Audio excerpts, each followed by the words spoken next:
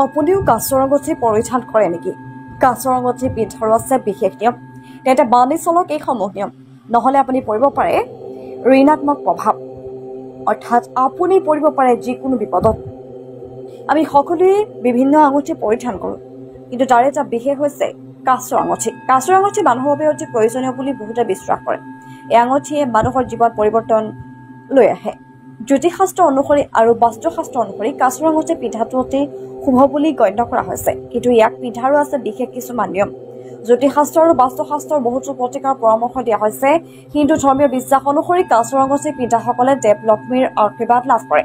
লক্ষ্মী দেৱীৰ কৃপাত ঘৰত সুখ শান্তি আৰু সমৃদ্ধি লাভ কৰে। কাছৰ আঙুঠি পিন্ধাৰ এই নিয়ম যদি মানি নচলে, তেন্তে ব্যক্তিৰ জীৱনত নেতিবাচক প্ৰভাৱ পৰাৰ সম্ভাৱনা থাকে। গতিকে আমি কাছৰ আঙুঠি পিন্ধাৰ আগতে ইয়াৰ নিয়মসমূহ জানি লোৱাটো উচিত। কাছৰ আঙুঠি পিন্ধাৰ আগতে ইয়াৰ দিশৰ বিষয়ে জনাটো প্ৰয়োজনীয়। কাছৰ আঙুঠি পিন্ধি থকাৰ সময়ত ইয়াৰ মুখখন ভিতৰৰ ফালে ৰাখিব লাগে।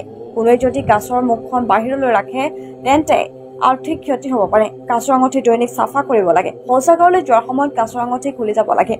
কাছৰ আঙুঠি পিন্ধি অশুদ্ধ ঠাইলৈ যাব নালাগে, ইয়াৰ ফলত অসুবিধাৰ সৃষ্টি হ'ব পাৰে। সোঁহাতৰ মধ্যমা আঙুলিতহে কাছৰ আঙুঠি পিন্ধিব লাগে। কাছৰ আঙুঠি বহু উপকাৰিতা আছে।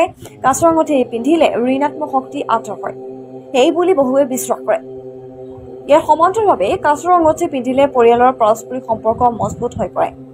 ইয়াৰ উপৰিও পাৰস্পৰিক সম্পৰ্ক মজবুত হোৱাৰ উপৰিও মানুহৰ আয়ৰ নতুন পথৰ সৃষ্টি হোৱাৰ সম্ভাৱনা প্ৰকট হৈ পৰে। সেয়েহে আমি যদি কাছৰ আঙুঠি পিন্ধো, তেতিয়াহ'লে এইসমূহ নিয়ম বিশ্বাস কৰিহে পিন্ধিব লাগে।